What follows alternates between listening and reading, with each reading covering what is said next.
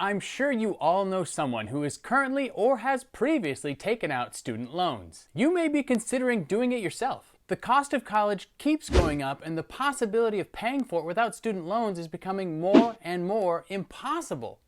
Or is it?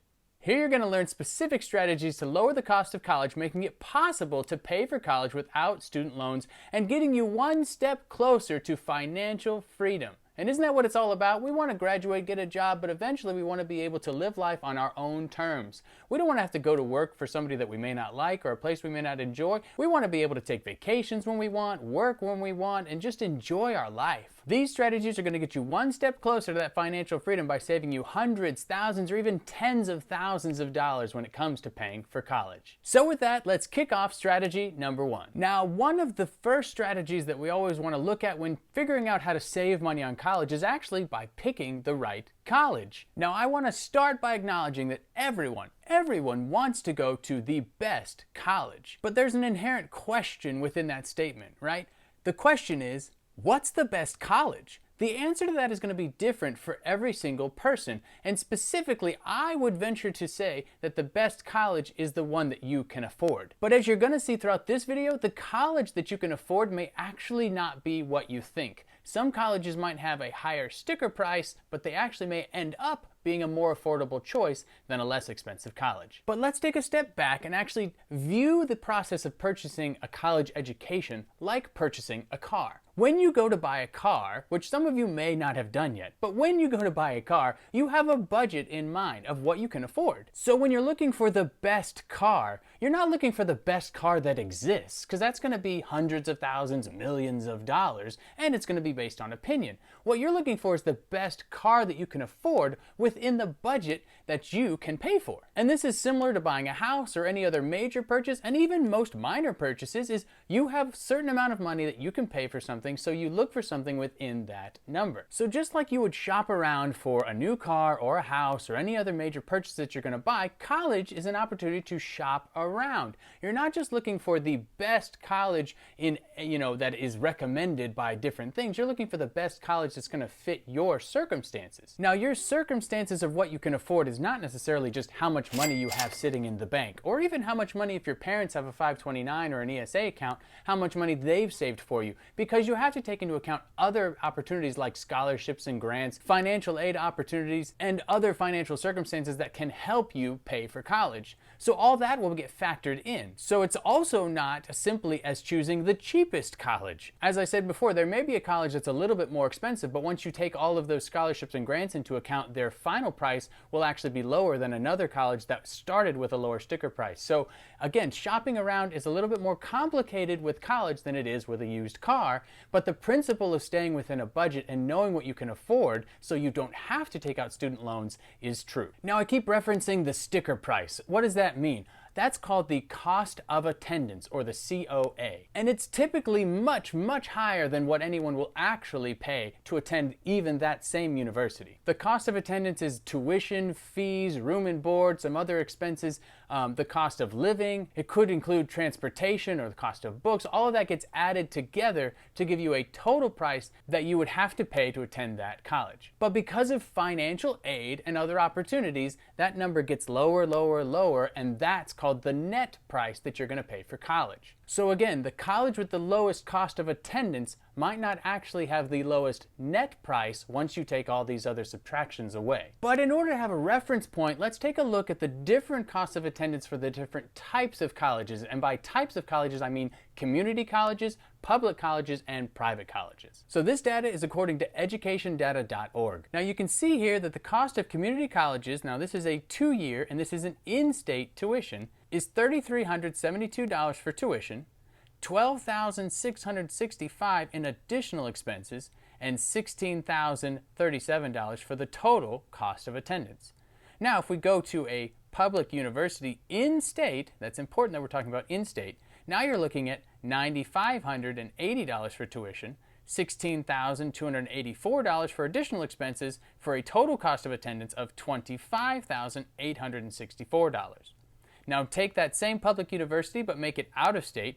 Out of state meaning that if you grew up in the state of Alabama but you go to school in the state of Nevada, then you're paying out of state tuition. It's the same college, but they charge less for people that are coming from their same state and more for people that are coming from a different state. So that's out of state. So the tuition for out of state for the same public university, this is averaged, is $27,437 tuition, $16,284 for additional expenses for a total cost of attendance of $43,721. So for a private university, the tuition is $37,200, $16,749 for additional expenses for a total cost of attendance of $53,949. Now that's a pretty big spread from a community college education to a private university education. So as you can see, on average, the cost of attending a community college is going to be considerably less than, say, attending a private university. But again, these are the costs of attendance. This is the sticker price. And also wrapped up in those additional expenses are things like room and board, transportation, fees. So in this case, the location of your college is going to have a huge difference on the cost of attendance, especially if you're able to live at home, even if you're attending a private university. Now, there is something called a tuition reciprocity program, and this is basically where different states, usually close by, maybe neighboring states, they have agreements with other states that they will accept students from that state and only charge them in-state tuition. So for example, under the New England Regional Student Program, the residents of Connecticut, Maine, Massachusetts, New Hampshire, Rhode Island, and Vermont are all eligible to receive discounted tuition at out-of-state public colleges and universities within New England. So that's a pretty cool opportunity as well if you live in a state that has these tuition reciprocity programs. And finally, before we jump into some of these specific strategies, it's important to understand that a lot of these private colleges that have these huge sticker prices also have huge endowment programs. What's an endowment program? Basically, alumni and different businesses or organizations or people connected to the college give money to the college that they put in what they have called endowments. That endowment fund is then used to offer scholarships to their students. So they can offer scholarships, grants, and other financial aid opportunities that a public university might not have available. So even though the sticker price is higher, if you get more in scholarships and other financial aid options through these endowments, then you can actually sometimes go to a private college for free. So again, there's a lot of moving pieces that go into figuring out what that net price is and the total cost of college that you'll have to come up with. So don't limit yourself by only applying to a community college or only applying to a private college. Keep your options open so that you can figure out which one's going to be the best deal for you, but keep that budget in mind to know what you can pay for and what you can't, so that at the end of the day when you're choosing your college and you've utilized all these strategies, then you can pick the one that's the best choice for you. Now, we mentioned this earlier, but if you go to college close by where you live, then the location of your college can have a big impact on the cost. The most obvious way is that it will affect whether or not you can or can't live on campus, and that's a huge price right there, but there's additional costs to consider. So as we showed you in the previous section, the average cost of attendance for a public university includes additional expenses that are averaged at $16,284, and a large chunk of that is room and board. And just so we don't lose anybody in terminology, room and board is specifically referring to a meal plan and the cost of a dorm. So it's your ability to live on campus, have somewhere to live, and have food to eat. That's room and board. And so we're going to go ahead and estimate for these examples that being somewhere around $10,000 a year.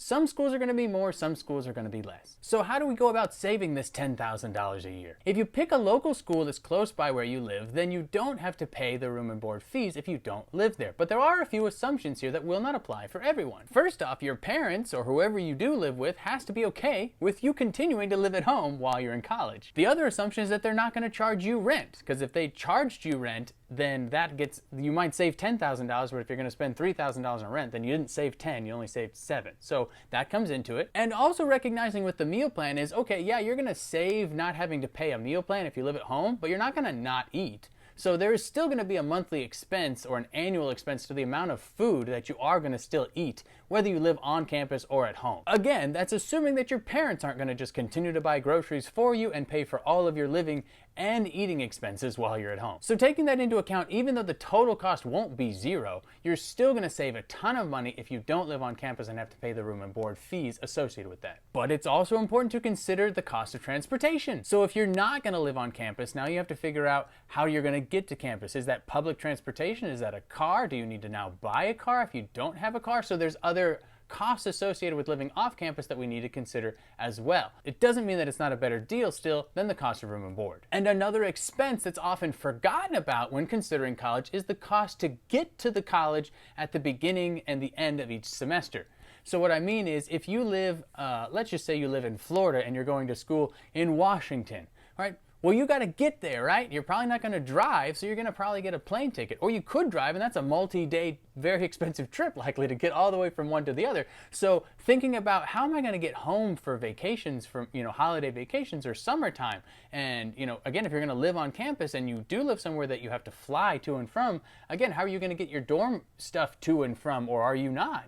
All that matters in coming to the total cost. So considering if you live at home or if you go to a college close to where you live, then commuting to and from even by each semester will come down significantly than if you live somewhere farther away from your college. And some schools require you to live on campus if you're a freshman, some even if you're a freshman and a sophomore. So you won't have a choice unless you live at home, which most of them give you that exemption. If you live at home, then you can commute. But if you don't live at home, you have to pay room and board and live on campus for at least the first year, sometimes the first 2 years. Again, just check with your school. Some may or some may not.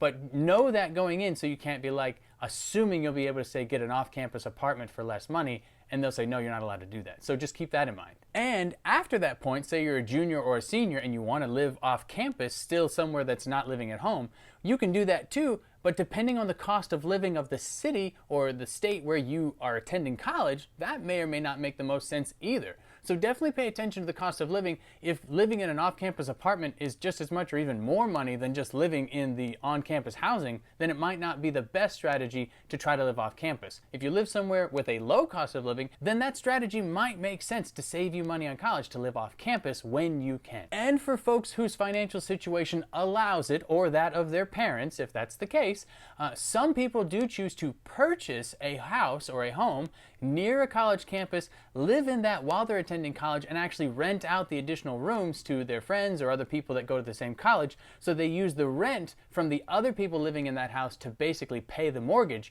So while they're in school, you're basically house hacking for college living opportunities. So by utilizing that strategy, you won't actually be paying for the mortgage or anything because the rent is going to pay for those fees, and you'll have somewhere to live basically for free. But that's not going to work for everybody. So again, just take that into consideration. And no, and this is from experience, college students don't usually take the best care of where they live while they're in college, especially when they live off campus. So just understand that some of that money you're getting in rent is probably going to have to pay each year to do some sort of renovations or remedial work, especially if there's carpet in the house or anything like that. Probably going to have to do some minor repairs at the very least between school years, especially if you switch out different tenants. Now, if they're friends, that's a different story. But if they're people that are just renting it that go to the same college, you might have to think about that in the budget for this type of strategy. So to kind of bring this back around, it's important to consider the location of your college when considering the total costs, because living at home is going to be less expensive typically than living in a dorm. You're going to spend less on food typically than a meal plan. And the cost to get to and from the college, especially if you're considering plane tickets for, say, coming home during the winter and things like that, if that goes away, then you've saved, potentially hundreds or thousands depending on the price of plane tickets. Now, if you have to live on campus, or you are attending a school that is further away, or your school just requires you to live there, say freshman, sophomore year, well, if you decide to live on campus beyond your freshman year, then you can save on the cost of room and board by being an RA, what's called a resident assistant. Now, I do want to point out that compensation for a resident assistant is going to vary wildly from university to university. And what I mean by that is some schools might pay for all of your room and board. Some schools might give you a stipend. Some schools might give you both. Some schools might apply that stipend to your tuition and use it to lower your costs. Some might pay you directly. So it's going to vary a lot between schools, but understand that it's going to have some sort of compensation, and you're going to have to just weigh whether or not at your particular school it's worth it. And similar to having different compensations, the expectations of an RA is going to be different depending on what school you attend. So your exact experience as an RA may be different than what we discuss here. Now, setting that aside, knowing that there's going to be differences, a large part of being an RA is planning activities for the residents that you are in charge of. You may be responsible for an entire floor, you may be responsible for a whole dorm, maybe just a wing of a dorm. It's going to depend again on the size of your school, the size of your specific dorm, and other details. And oftentimes if you have to plan activities, then you will be given some sort of budget or stipend to use to buy the supplies you need for the activities with your residents. And this stuff can range from something like just a movie night to, bounce houses and slip and slides. So it really just depends on what your school allows and also how much money you have. And when I was an RA, you could also team up with other RAs and kind of plan joint events, so then you could kind of add your budgets together to plan something a little bit more fun. And in addition to the social aspect of being an RA, there's also sort of administrative stuff. Usually that includes office hours. If your dorm has sort of a front office where students can check in, or if they need anything, then they essentially just need a warm body in the seat so that when somebody comes in and needs something, there's somebody there. The responsibilities are not complicated. There's nothing that's going to be overwhelming. I can guarantee you that. Now, a less fun part of the job is doing room checks. And again, depending on your college and university, this all is going to vary. However,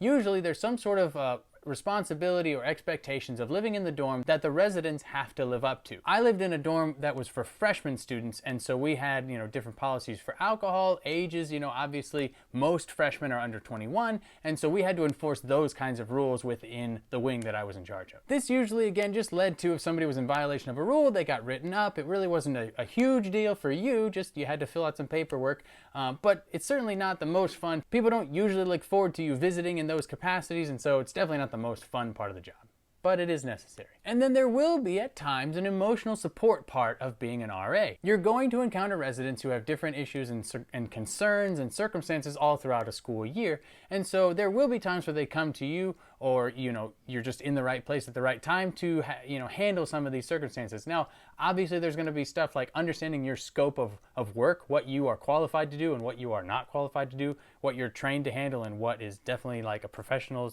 circumstance that needs to handle that kind of stuff. Like, you'll definitely know your scope, but if it falls within your scope of what you can or are expected to handle, then that will be another aspect of what you will need to do. And sometimes, depending on what's going on, that can have an emotional toll on you, but again, it's just going to vary depending on your school, your university, and your individual residents. Usually there's on-campus resources available for when things get out of hand or out of control, meaning just beyond what you feel comfortable handling, so you can usually refer them to some sort of mental health services if needed, depending on the circumstances. And to top it all off, these positions are often competitive, and what I mean by that is it's competitive to win an RA type of position. Now, again, this is obviously going to vary. Some smaller schools, some bigger schools, the competition for getting a position as an RA is going to vary. I don't want to say that they're super popular because everybody wants to do it because of some of the reasons I already mentioned here. Like, a lot of people have no interest in doing that. So even though they could save money, they just don't want to. So it's not like every student's applying to be an RA, but there will be a lot of competition at some schools. So just take that in mind